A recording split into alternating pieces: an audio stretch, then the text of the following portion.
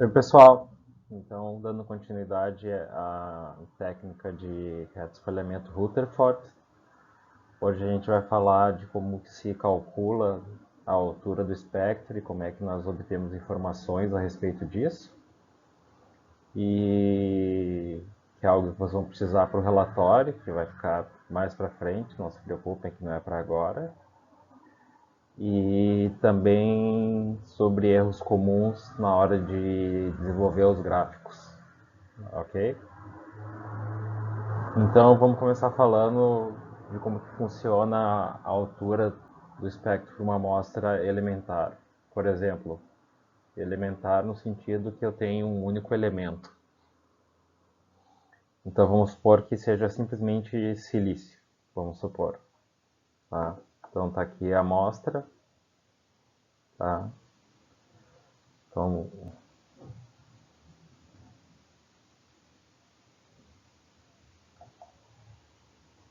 está aqui a amostra. Tá? E então vamos supor que nós temos unicamente silício nela. Quando se faz uma medida de RBS, que a gente vai ter sempre a intensidade de íons retos espalhados em função da energia. Na verdade, o que nós obtemos é em função do canal, que é o que nós falamos na aula de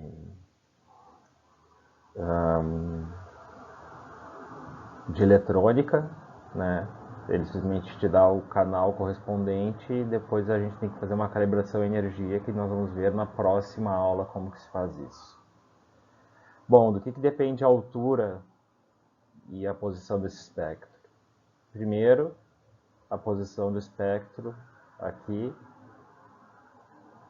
né, em energia, é simplesmente a energia incidente vezes aquele K, que é o chamado fator cinemático. Isso pode ser obtido do programa chamado SimNRA. Aqui está o link para vocês obterem esse programa, se vocês quiserem. E lá ele tem uma tabela de fatores cinemáticos, que é esse K. Quando tu multiplica o K pela energia incidente, ele vai te dizer aonde ou qual é a posição em energia de superfície que tem que aparecer cada elemento. Isso é fundamental para que a gente possa determinar a composição da amostra, de uma amostra desconhecida, né? Aqui no caso eu já estou falando que isso é silício, mas é só um exemplo, pode ser qualquer coisa de um único elemento. Bom, do que depende a altura então para uma certa profundidade I? Vai depender da seção de choque diferencial, isso também são valores tabelados, tá bem? Vai depender da energia que eu estou medindo, do EI aqui, está mostrado aqui, do ângulo sólido do detetor, né? Quanto maior o detetor, como eu falei, mais contágios nós vamos ter, né? Então isso é diretamente proporcional. Quantidade de partículas incidentes, ou seja, se eu deixar mais tempo contando, né, ou mais tempo incidindo o feixe sobre a amostra, maior vai ser a altura desse espectro. Tá? Então, se eu tenho quantidades muito pequenas, tenho que deixar mais tempo. Se eu não tenho quantidades tão pequenas, não preciso deixar tanto tempo. Outra coisa que eu não falei é que a seção do choque depende basicamente da massa do elemento, né? Então o RBS ele é especialmente útil para elementos mais pesados, mas não significa que ele não pode ser usado, como a gente vai ver, para elementos mais leves na próxima aula. Tá? Obviamente depende da quantidade de material que nós temos, que é o N, né? A espessura da camada, quanto mais espessa a camada, maior isso vai ser, e do ângulo de espalhamento. né? Então, sobre o ângulo de espalhamento, né, que tem uma barra. Então, por isso que se fala retroespalhamento, né, porque quanto mais próximo de 180 eu conseguir medir, isso aqui vai ficar mais próximo de 1. Então, como isso aqui está sendo dividido, a altura está sendo dividido pelo cosseno desse ângulo, quanto mais próximo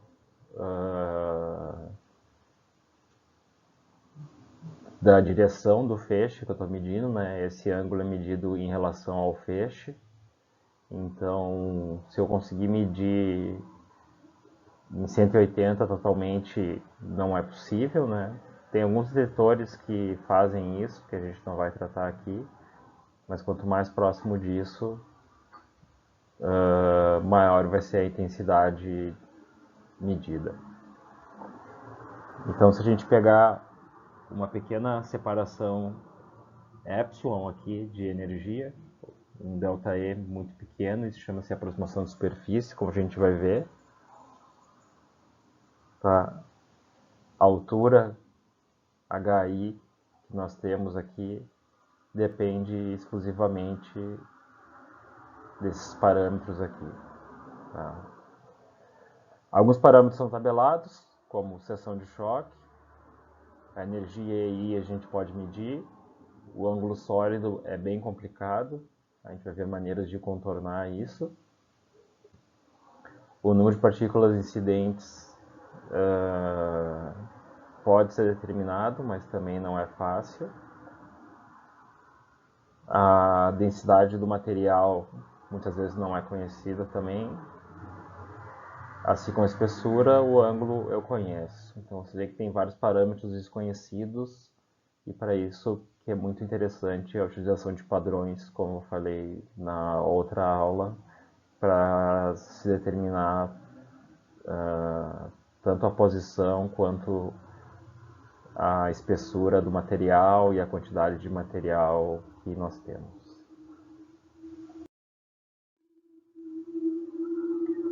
Então, se a gente está falando de superfície, eu falei que existe uma coisa chamada aproximação de superfície, que desconsidera um fato que eu vou explicar agora. Então, vocês imaginem o seguinte: eu estou incidindo um feixe com energia E0, certo? Vamos supor que é 1 megaelectronvolt, e esse feixe vai incidir num átomo na superfície da amostra, ele é retroespalhado com uma energia que é o fator cinemático, né, de espalhamento, vezes essa energia. Ou seja, isso é um espalhamento de física 1 básico, que é quando eu jogo uma bola, por exemplo, contra uma parede e ela volta, e eu posso determinar a energia que ela volta através desse fator cinemático. Né? Quem fez mecânica clássica viu isso em mais detalhes, mas isso não vem ao caso. Eu posso pensar, vocês já podem imaginar que a maneira mais eficiente de nós determinarmos ou de utilizarmos o RBS é utilizar elementos incidentes que tenham a massa muito pequena, por isso que usualmente se usa prótons ou hélio. Né? Em geral se usa hélio porque ele é inerte. Né? Prótons têm outros problemas que a gente vai ver mais à frente. Eles podem induzir reações nucleares e podem reagir com amostras, mas enquanto que o hélio não tem esse problema. Por quê? Porque se eu estou querendo medir, por exemplo, uma amostra que for, vamos supor, carbono, esse íon só vai ser retroespalhado se ele for mais leve do que o alvo incidente. Então, é aquela velha história do espalhamento de física 1. Se eu jogar uma bola de ping-pong contra uma bola de boliche, a bola de ping-pong vai voltar. Agora, se eu fizer o contrário, jogar uma bola de boliche contra uma bola de ping-pong, a bola de boliche vai espalhar a bola de ping-pong ou destruir ela, né? Então, para que essa técnica funcione, a gente precisa usar íons leves incidentes. Então, na superfície não tem problema nenhum, né? A energia que vai aparecer aqui, ok? É simplesmente K é zero. No entanto, esse íon não vai parar ali, né? Ele vai começar a penetrar, vai começar a perder energia, né? Assim que ele perder energia, ele vai ser espalhado por um outro átomo mais adentro da amostra, certo? E também vai ser espalhado por K0. Só que você tem que levar em conta o seguinte: ele vai perder energia na entrada, né, devido ao stopping power, e vai perder energia na saída também devido ao stopping power. Então, na verdade, a energia final dele é K0 menos essa perda de energia que é determinada por essa equação aqui, né? Que basicamente depende da espessura da camada que ele atravessou, da quantidade de material e do stopping power de superfície, né? Então isso vai gerar a intensidade do íon espalhado de superfície vai estar aqui, enquanto que a intensidade do íon espalhado nessa região aqui vai estar com uma energia menor, como vocês podem ver aqui, tá? Vai estar com uma energia menor do que isso devido a essa diferença que ele tem pela perda de energia.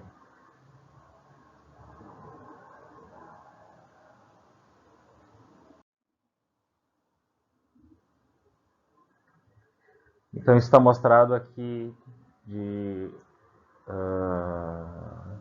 uma forma muito similar ao que eu mostrei antes, agora com uma profundidade aleatória, mostrando, por exemplo, se eu tenho uma energia EI lá dentro do espectro, perdão, que é o que tem aqui. Então a altura desse espectro vai depender desses fatores aqui, como mostrei antes, certo? Menos essa perda de energia. Aí vem uma pergunta, né? Por que o espectro começa a ter essa subida aqui? Né? Por que ele não é simplesmente um quadrado? Bom, a resposta para isso é que a seção de choque está mostrada aqui depende da energia incidente. Então, quando o íon penetra na matéria, ele vai perdendo energia, e quando ele chega aqui ele tem uma energia menor que E0, ele tem uma energia E1. Como ele tem uma energia menor, se vocês lembrarem daquela equação da última aula, vocês vão ver que ele vai ter uma seção de choque maior, né? Isso vai 1 sobre E quadrado. Então, isso faz com que a intensidade aumente, porque a seção de choque aumenta com a perda de energia. Certo?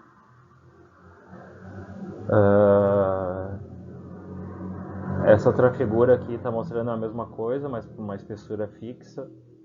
Como é que nós veríamos esse espectro funcionar para uma amostra de um elemento único?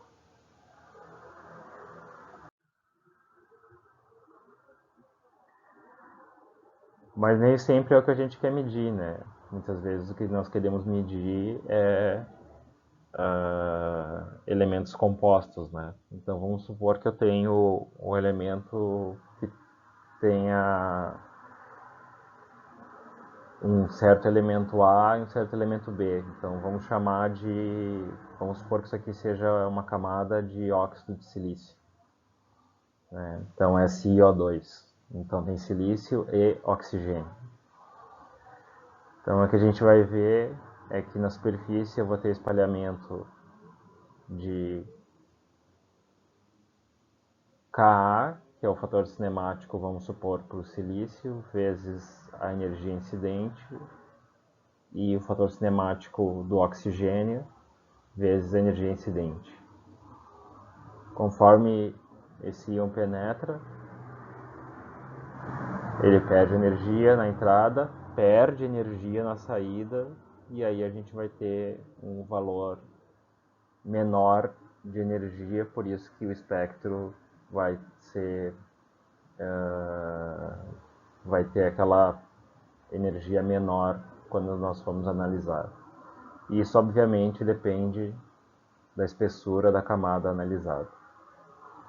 Mas a gente também sabe que o stopping power depende da energia incidente, então vocês veem que se torna um problema bem complicado se a gente for levar tudo isso em conta, né? Porque para cada ponto aqui da amostra eu tenho um stop power diferente na entrada e depois eu tenho um stop power diferente na saída. E isso leva a uma complicação enorme, porque eu preciso saber esses stopping powers, o que na prática nós não sabemos.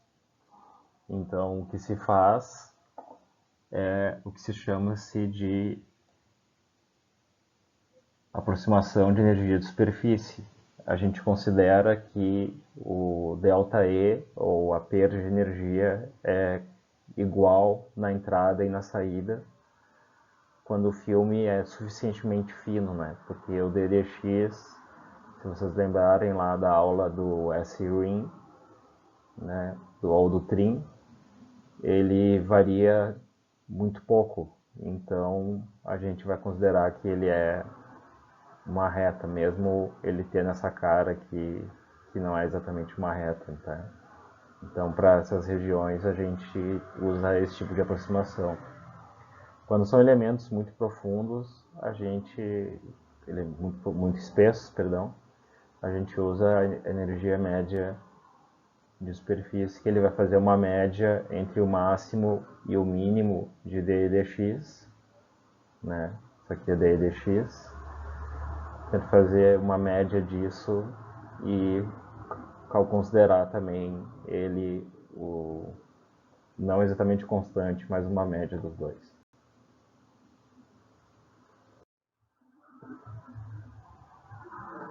Então, nós escrevemos essa variação de energia como epsilon para AB, vezes a densidade do material, vezes a espessura. Isso vai valer também para o outro elemento, certo? Então, a gente tem uma variação para A, uma variação para B, e isso depende do ângulo de entrada e do ângulo de saída. É óbvio que para facilitar a vida, o ângulo de entrada é considerado fixo, né? Então, muitas vezes o ângulo de entrada é simplesmente 180 em relação à amostra, né? Ou seja, eu estou incidindo o feixe perpendicular à amostra, né? O ângulo é medido em relação à normal de trás da amostra, por isso que dá 180. Então isso aqui é simplesmente 1, e o ângulo de saída vai ser o ângulo onde eu posiciono o detetor.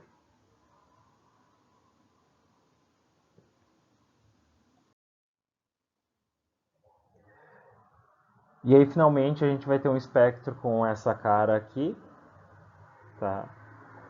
Se nós considerarmos, como eu falei de novo, óxido de silício, que é SiO2, então eu vou ter o silício, que tem uma massa maior, aparecendo numa energia maior. Então, quanto mais massivo for o elemento, maior é o fator cinemático dele, que é o K.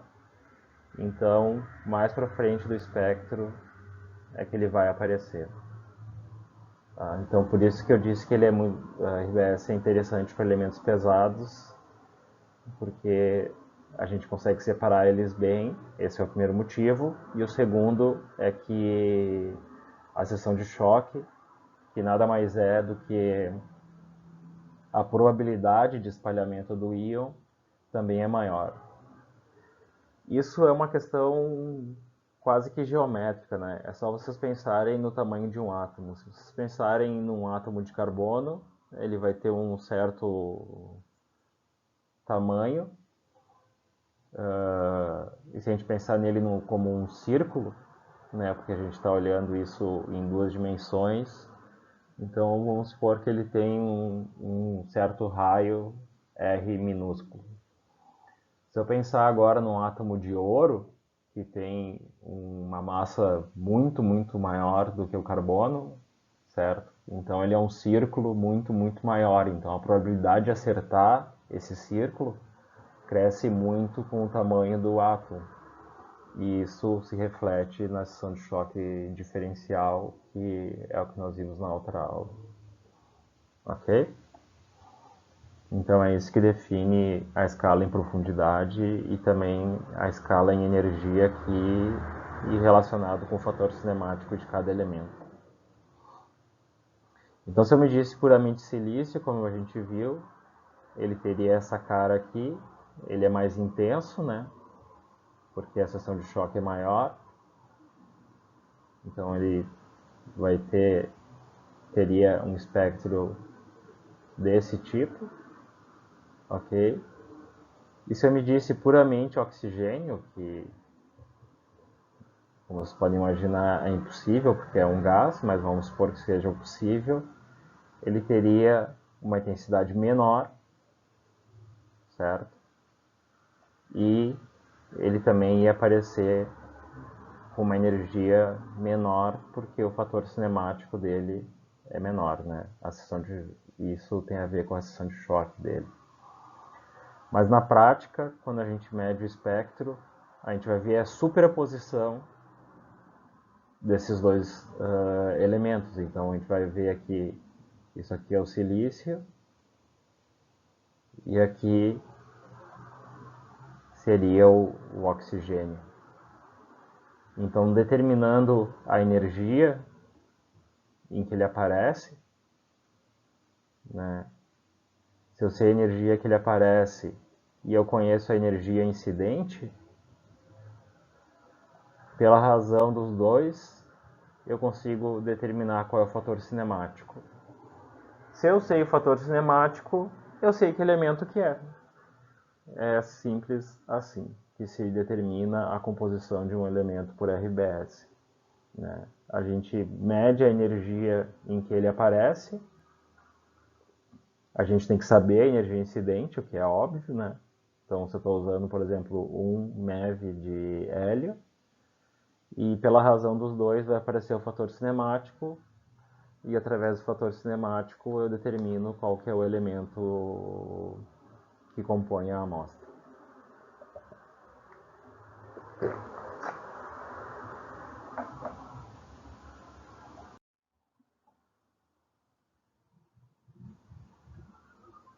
Então é isso que está mostrado aqui para cada elemento, né? Então vai depender da seção de choque e da energia incidente para cada caso, né? O ângulo sólido é o mesmo, porque o detetor é o mesmo. O número de partículas incidente é o mesmo nos dois casos, porque é a mesma amostra, né? Então a intensidade do feixe incidente é igual. A quantidade de elementos do elemento é diferente para cada caso, a espessura também, mas o ângulo de saída também é igual. Ops. Né? Então você vê que isso aqui também é igual. Então, se eu quero determinar a estequiometria dessa amostra, eu faço a razão entre a altura desses dois casos. E olha só o que vai acontecer, como isso fica simplificado.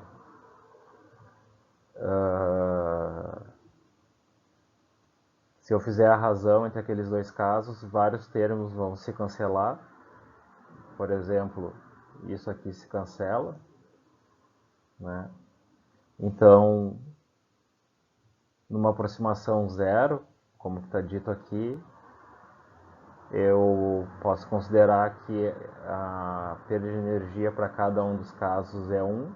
Então, isso aqui também se cancela. Então, se eu determinar a altura do elemento A do espectro e a altura do elemento B, a estequiometria vai depender, então, basicamente, da razão da seção de choque de cada um. Então, para saber isso, eu primeiro determino qual é o elemento. Sabendo qual é o elemento, eu sei qual é a seção de choque, certo? Isso aqui é determinado experimentalmente, né, pela altura que nós vimos no slide anterior, e com isso eu consigo determinar qual que é a estequiometria do elemento que eu estou medindo, da amostra que eu estou medindo. Então é esse tipo de análise que vocês vão precisar fazer no relatório de vocês.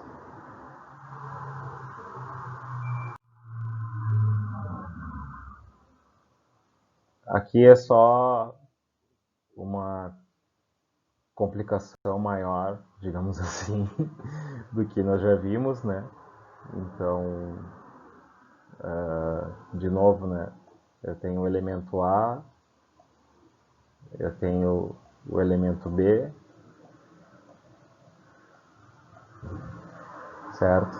Então, eu pego essa altura. Ops, por favor. Eu pego essa altura. Pego essa altura aqui, né? Por que essa altura não vai até o fundo? Porque, bom, porque isso é superposição de A com B. Então, na verdade, deixa eu mudar de cor aqui. Na verdade, eu vou pegar essa altura aqui para o elemento B.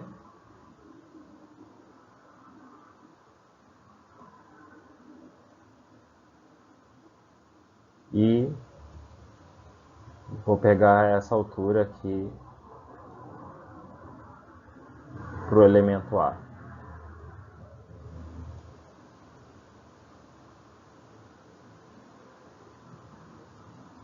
Ok?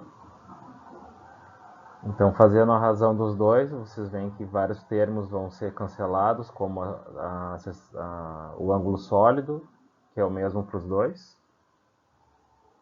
Então, isso se cancela, a quantidade de íons incidentes se cancela, porque isso é igual para os dois.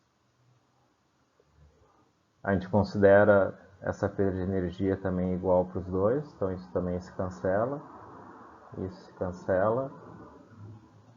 O ângulo é igual para os dois, isso também se cancela. Então no final eu fico dependendo, isso vai se cancelar. Então quando eu faço a razão disso aqui, eu preciso saber então, primeiro, qual é o elemento, depois eu posso olhar em tabelas, como naquele programa, e também tem tabelas na internet, qual que é a seção de choque para cada elemento, depois de que eu descobrir qual é o elemento efetivamente, e com isso a gente pode determinar a estequiometria N desse elemento. A razão, né, M por N do elemento, que vai me dar a estequiometria. Então, se for óxido de silício estequiométrico, eu tenho que ter 2 oxigênios para cada silício. Isso também funciona se eu tenho elementos que têm vários isótopos. Então, se eu estiver medindo um elemento que tem isótopos de diferentes composições, com diferentes porcentagens, perdão, Então, o isótopo mais pesado, ou perdão, com a maior massa vai aparecer aqui, depois o segundo, o terceiro,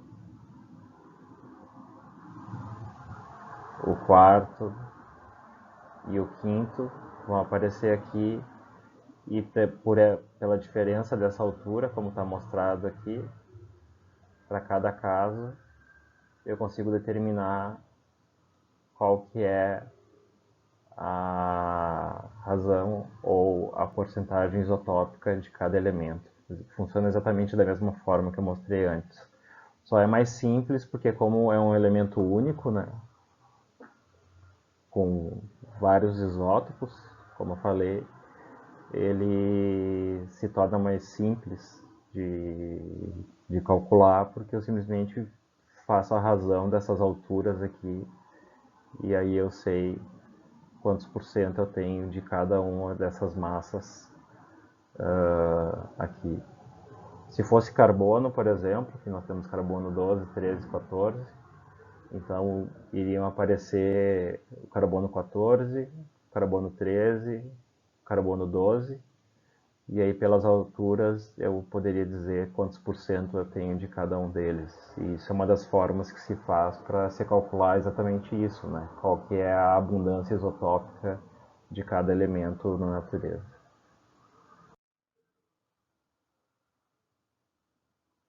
Como muitas vezes nós não conhecemos a densidade do material, a gente fala em densidade por área ou densidade areal, que nada mais é do que pegar um elemento ou uma camada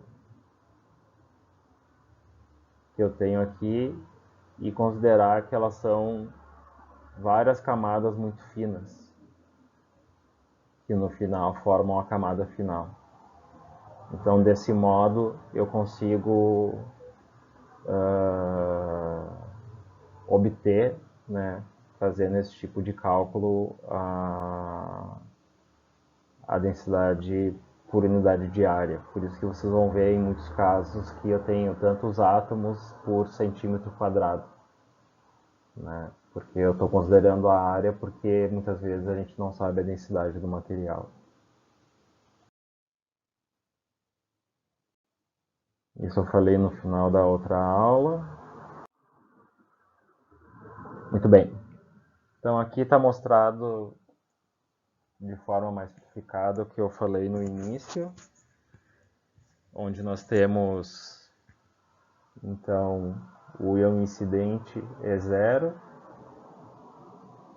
e aí eu tenho K é zero na saída, isso vai aparecer aqui, esse é o primeiro sinal, e é assim que a gente identifica qual é o elemento, né, pelo fator cinemático K. Depois esse íon penetra, perde energia na entrada e na saída, e aí vai aparecer esse sinal aqui no fundo. Isso obviamente considerando uma amostra que está flutuando no ar, né? Porque isso aqui sempre tem um substrato aqui atrás para suportar a amostra, então o espectro nunca tem exatamente essa cara, né? Mas só para explicar o contexto disso, a gente vai ter esse tipo de cara. E essa subida que a gente tem aqui, eu já comentei, né? É porque a seção de choque aumenta com a perda de energia, então o espectro tende a subir.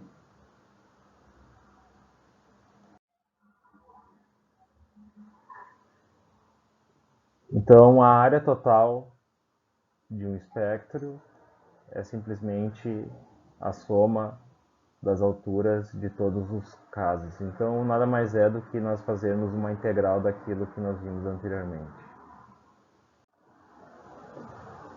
Então, para uma certa energia EI aleatória, uma espessura EI, a gente vai ter E0 menos todos esses fatores.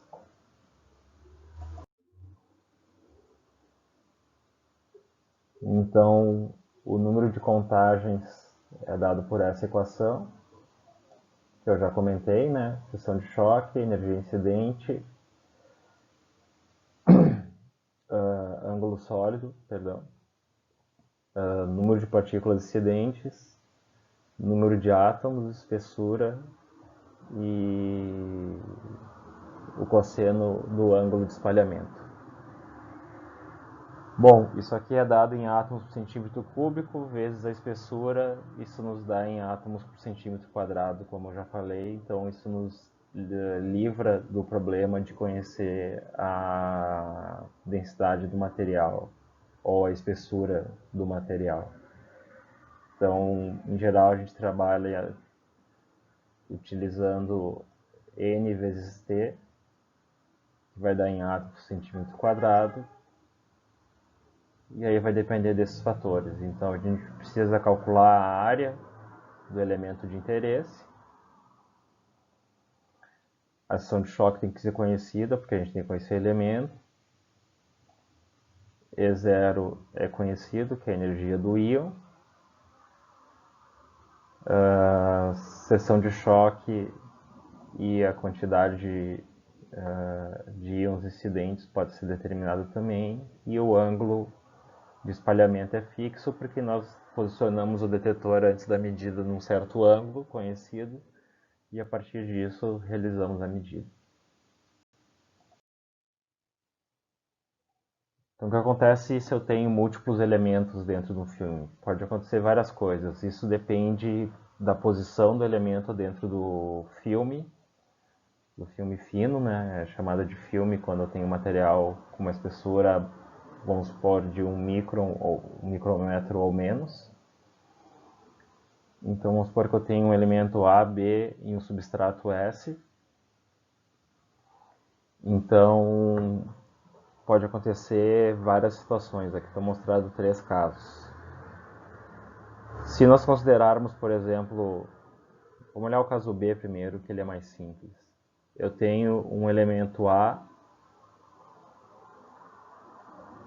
sobre um substrato S, e nesse caso nós estamos considerando que A tem uma massa maior do que S, bem maior. Então é um caso que eu vou mostrar mais para frente, quando eu tenho, por exemplo, bismuto sobre silício, né? Bismuto tem uma massa bem elevada perto do silício, né?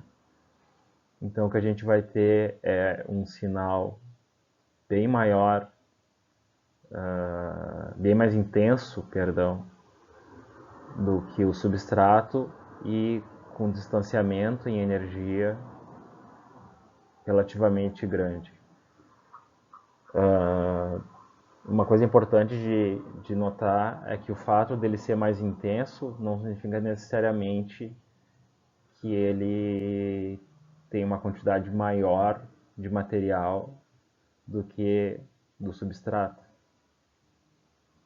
Por que isso acontece? Isso acontece porque a seção de choque por um elemento mais pesado é muito maior do que por um elemento mais leve. Então, o número de contagens vai ser naturalmente maior.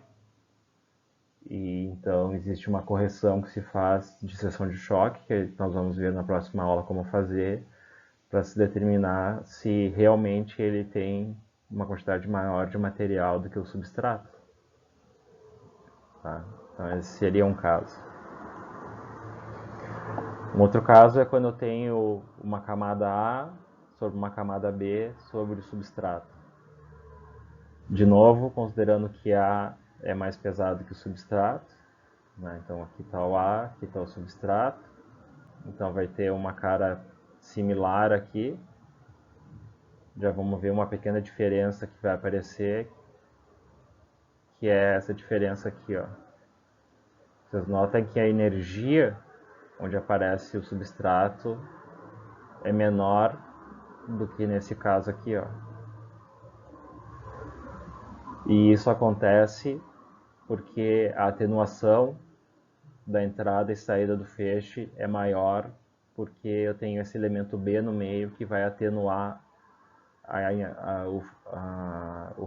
energia do feixe na entrada e na saída, e isso vai fazer com que o substrato seja como a gente diz popularmente em RBS, enterrado frente ao o outro elemento. E se B for mais leve que A, porém mais massivo que o substrato, ele vai aparecer aqui no meio com a energia KB vezes E0. Tá? Aqui está mostrado um outro caso onde eu tenho simplesmente B sobre o substrato, que é muito similar ao caso de A, porém, como A tem uma massa maior, ele aparece aqui e o B vai aparecer aqui numa energia menor. Mas daí as coisas podem ficar complicadas, né? Se B tiver atrás de A, porém tiver uma massa maior, ele vai aparecer aqui na frente de A no espectro, e eu não tenho como saber se ele está mais se ele está atrás de A ou atrás de B, simplesmente porque ele tem uma massa maior, certo? Então eu não tenho como determinar a escala de profundidade nesse caso. Um outro caso, como vocês podem ver aqui, né, o A está aqui, só que na realidade o A está aparecendo aqui. Agora pode acontecer coisas piores, né? Eu tenho o B com uma espessura muito maior, certo? Que é o que a gente está vendo aqui. E eu tenho o A em cima dele. Quando a gente fizer a medida, a gente vai ter a superposição dos dois sinais, e aí a gente vai ter um espectro com uma cara desse tipo, assim. Aqui está tudo muito quadrado, a gente vai ver que isso não é quadrado assim, devido ao straggling, mas vai acontecer isso e, mais uma vez, o substrato fica cada vez mais enterrado, né?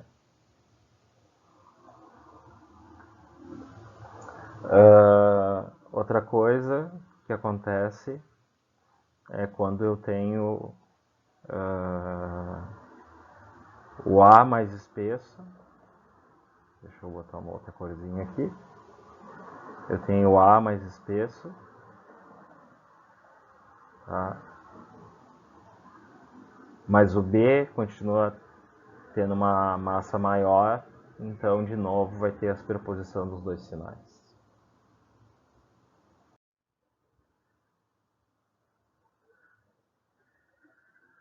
Isso é só mais um exemplo do que eu mostrei anteriormente.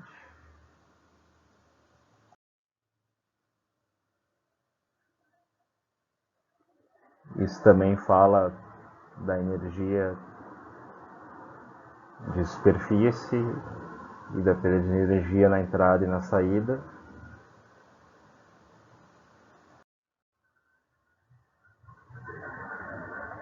Então aqui, de novo, né? Se eu estou falando de filmes finos, com uma composição A, B com M, N, a gente pode determinar isso através da razão entre as intensidades corrigida pela seção de choque. É o que está mostrado aqui. Então a razão da seção de choque, a razão da estequiometria entre os dois elementos vai ser a razão das intensidades ou das áreas, né? Como está mostrado aqui, seção de choque e da energia incidente, né? A energia incidente vai cortar, então o que a área nós determinamos experimentalmente, e então eu preciso saber a seção de choque. A seção de choque é determinada pelo elemento. Para saber o elemento, eu tenho que saber a posição dele em energia. A posição dele em energia depende do fator cinemático. Então, como é que se faz? Determino a posição em energia. 2. Com a posição em energia, determino o fator cinemático. 3. Com o fator cinemático, determino qual é o elemento. 4. Sabendo o elemento, eu sei qual é a seção de choque. Né? E 5, por último, eu faço a razão entre tudo isso. Faltou o 6, que é determinar a área que está mostrado ali. Eu consigo determinar, então, a razão de estequiometria entre os elementos.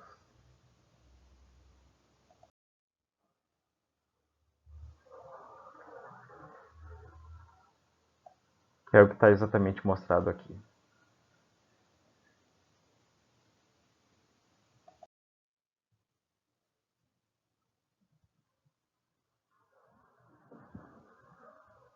Tá, mas eu não sei. Eu não tenho a tabela da seção de choque. Não tem problema nenhum.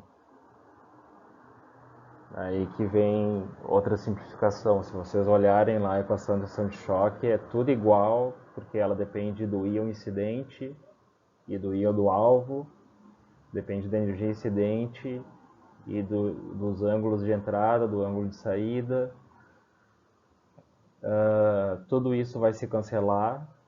No final, a única coisa que é diferente é isso aqui, ó, o z quadrado. Então, isso fica extremamente simplificado para calcular se eu simplesmente sei qual que é o elemento. Se eu sei qual é o elemento, eu sei qual é o z. Se eu sei qual é o z, eu faço a razão do z por z quadrado. Isso é a correção da seção de choque, que nós chamamos. Então, eu determino qual que é o elemento, determino a razão do z pelo z quadrado, determino as áreas medidas experimentalmente, e aí sai a estequiometria. É isso que vocês vão ter que fazer.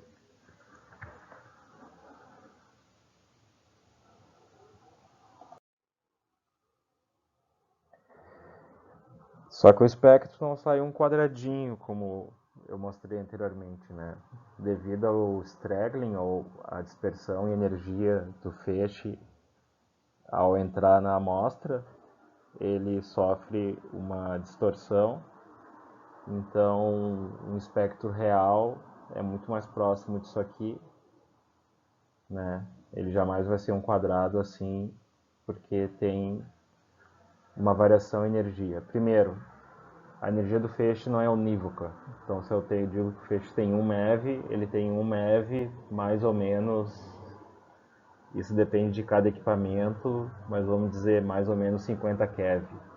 Então, quer dizer que a posição na energia de superfície não vai ser uma reta, vai ser algo que vai ter uma certa inclinação, que é o que está mostrado aqui.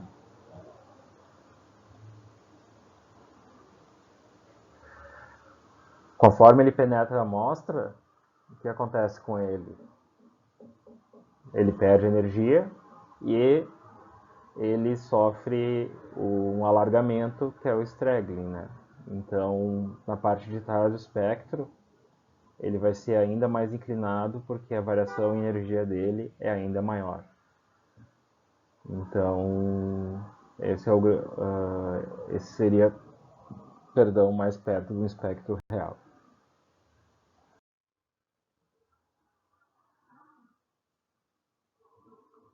Então, aqui está mostrado por um elemento onde se decidiu hélio a 2 MeV. Então, aqui está mostrando como é que seria a energia com em linhas contínuas e em pontilhado sem straggling, né? Então, sem straggling, vocês veem que é sempre uma coisa bem reta. Enquanto que quando eu tenho o straggling, e eu tenho sempre, né, sempre existe, ele vai tendo essa cara aqui mais distorcida devido a essa dispersão em energia, né? É simplesmente o fato de que tem um alargamento em energia do pico, então eu vou ter várias energias para diferentes fatores sistemáticos. Aqui está mostrado a mesma coisa. Muito bem. Agora eu vou falar como é que se faz isso na prática. Esse programa aqui é o Origin. Dá para se utilizar outros programas.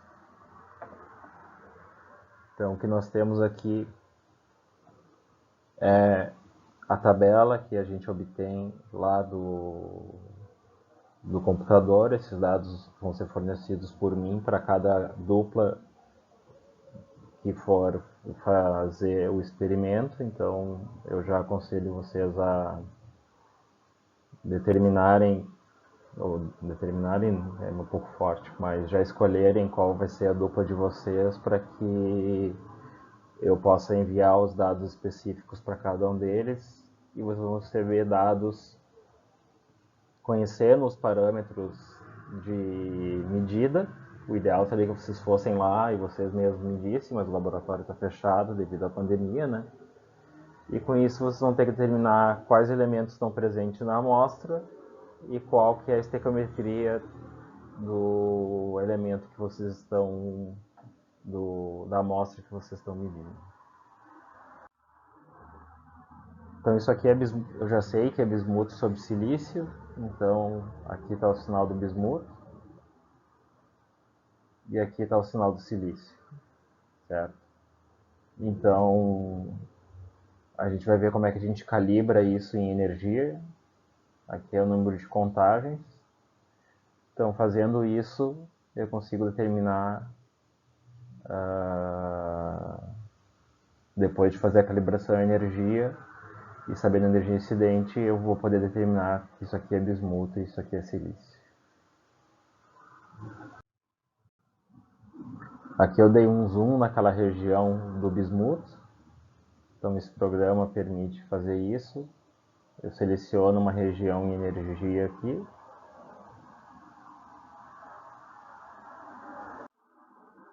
Daí ele tem um lugar aqui que manda integrar essa região.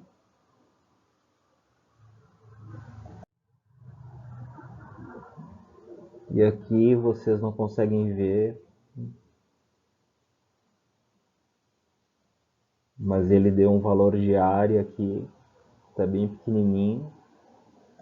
E com essa área a gente usa lá naquela equação anterior que eu mostrei no meio da aula.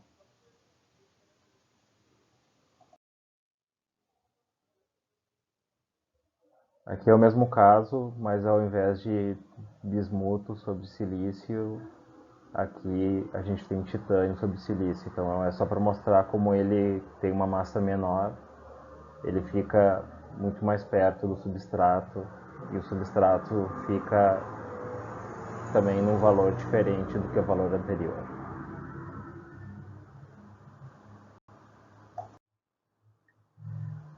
Então vou falar um pouquinho dos gráficos, aqui está errado o acento, perdão.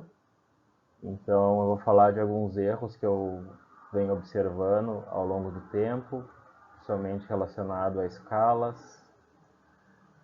dígitos significativos, o pessoal erra bastante, como é que a gente ajusta as retas e o mais importante, pessoal, unidade, por favor. Isso é coisa fundamental em física.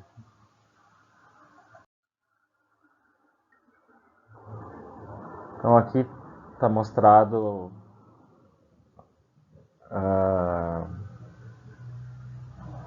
um exemplo de um relatório de um aluno de um outro semestre, né, que ele calculou o poder de friamento de íons em aço. para diferentes íons, como partículas alfa, deutério, hidrogênio, e obteve um gráfico desse tipo, tá bem? Então aqui embaixo está ok, ele utilizou uma escala logarítmica, tá? Mas as outras linhas, por ter um poder de falhamento muito menor, ficaram achatadas, certo? Isso porque ele não usou uma escala logarítmica desse lado também. Então vocês vão ter que fazer isso para que vocês consigam ver de maneira mais clara. Vocês podem ver que aqui embaixo, quando se faz isso, se usa uma escala logarítmica dos dois lados, se fica muito melhor de observar. Mas aí tem um probleminha, né? O probleminha aqui é que ele não usou notação científica, então, bom, eu começo com 1, 10, 100, 1000, 10.000 e depois eu tenho que ficar contando o número de zeros, né? Então, isso é um problema que você tem que usar notação científica, ou seja, tem que ser algo elevado a algum expoente. Esse é outro gráfico aqui, então as unidades estão ok, tem legendas, tem o DDX, né? Isso aqui é poder de filhamento eletrônico de íons de hidrogênio em diferentes materiais, tá bem? Mas de novo, não usou escala log, certo?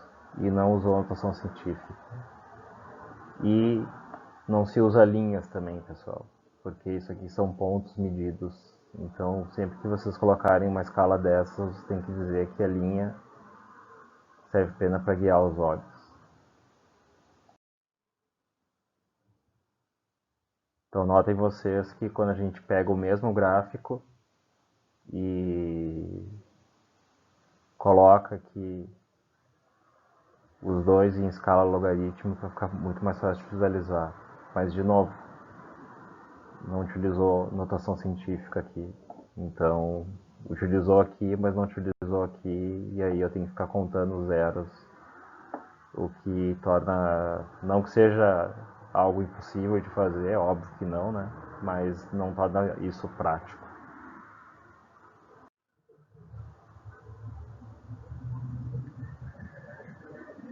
Aqui é o mesmo problema, né? A escala não está muito boa. Não usou notação científica também. Então vocês vejam a diferença. Não nesse caso. Vamos olhar um caso passo a passo aqui. Então, se eu pegar o DDX lá do SWIN e jogar aqui naquele programa, ele vai ficar com essa cara aqui, ó. DDX em função da energia, vai ficar tudo achatado assim, dessa forma, tá? Não tem unidade, aqui tem unidade em keV, mas aqui no DDX não tem, e vocês viram que tem diferentes unidades para DDX. Então isso aqui está sendo mostrado para água, nitrogênio e aço. Água, nitrogênio e aço. Então vamos ver passo a passo como corrigir isso e tornar um espectro mais agradável, vamos colocar assim, de se observar. Então eu mudei a escala aqui do x para logarítmica. Então vocês vejam que já fica bem diferente. A gente já pode ver que o d de x é muito maior no aço do que na água, do que no nitrogênio. Só que o nitrogênio está completamente achatado aqui, o que dá a entender que o d de x é zero no nitrogênio, o que não é verdade, né? Sempre existe um certo d de x porque os materiais têm elétrons ou têm núcleos e tem dx eletrônico e nuclear, e isso sempre vai acontecer.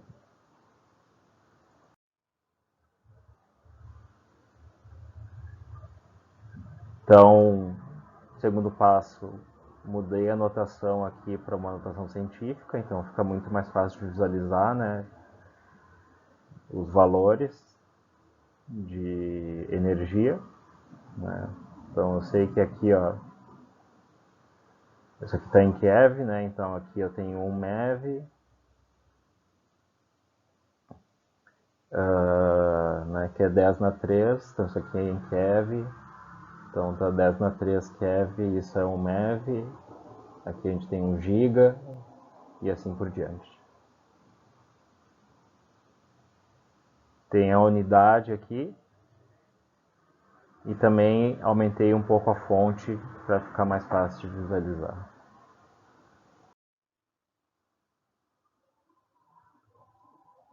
Isso é só uma questão estética, mas eu gosto de colocar arestas para ficar um quadrado.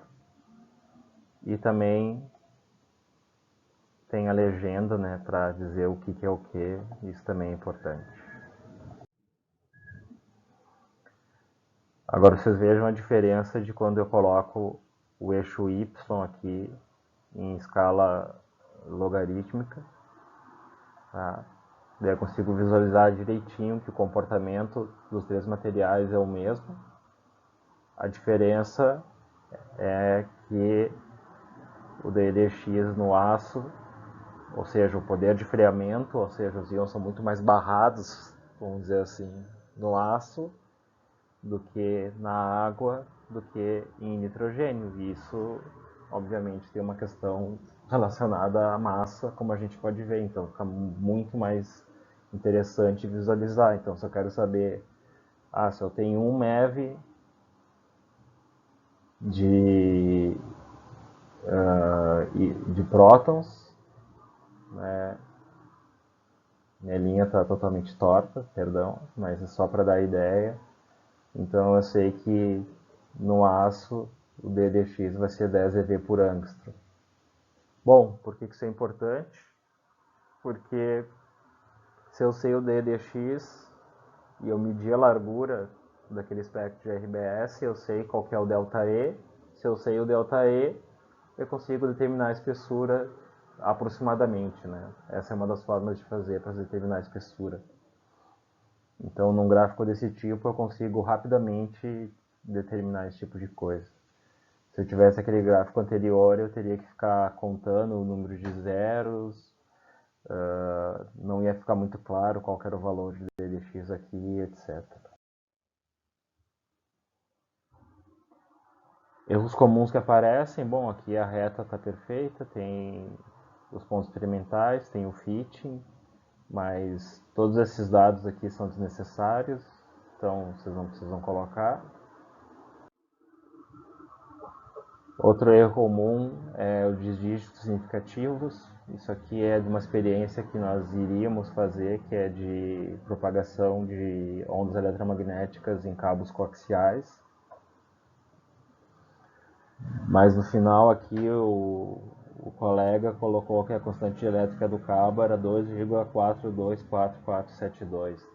5 dígitos significativos, galera, né? Acho que é meio complicado de conseguir tudo isso, né? Tem que saber com qualquer as limitações dos equipamentos que vocês estão trabalhando, né? Então, isso me leva a lembrar alguns pontos que você já deve ter visto 1000 vezes, mas não custa lembrar, que é uma incerteza de medida, né? Então, a gente tem uma coisa chamada intervalo de confiança, que é, por exemplo, uma régua consegue medir 1 milímetro no máximo, né? Então, intervalo de confiança, a incerteza, né, é um intervalo de confiança dividido por 2. Então, a incerteza de uma medida de régua é mais ou menos 0,5 milímetros. Né? Então, eu não posso dizer que eu tenho 1 milímetro exatamente, eu tenho 1 milímetro mais ou menos 0,5, se eu for medir 1 milímetro com uma régua, né? O que é bem complicado. Então, isso é uma coisa que tem que se tomar cuidado. O que é limite de tensão?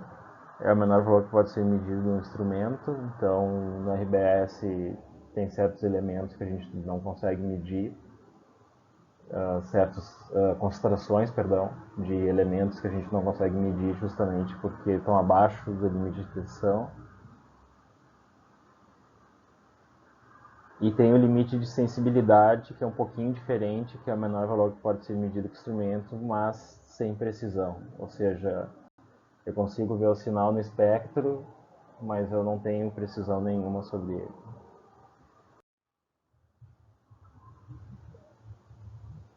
Aqui de novo um erro de dígito significativo, né, 0,683%.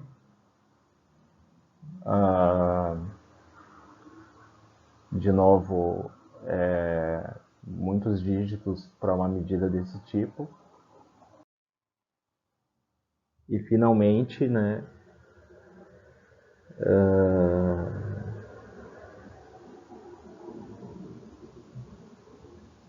o colega que colocou que o K, que seria a constante dielétrica do cabo coaxial, tinha um valor em newtons por metro quadrado por coulomb quadrado. Sinto muito, meu amigo, mas constante dielétrica é adimensional. Então, muito cuidado com as unidades, por favor, quando forem fazer os gráficos. Tá bem, pessoal? Então, isso encerra a aula de hoje.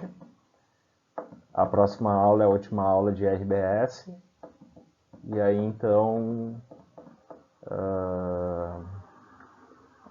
a gente vai dar uma olhada em aplicações de RBS, já que a gente já viu boa parte da teoria. A gente vai falar de uma outra variação da RBS, que é RBS canalizado, que é quando se usa cristais monocristais em RBS, e vai ver como que se calcula a energia em função do canal e outras coisas.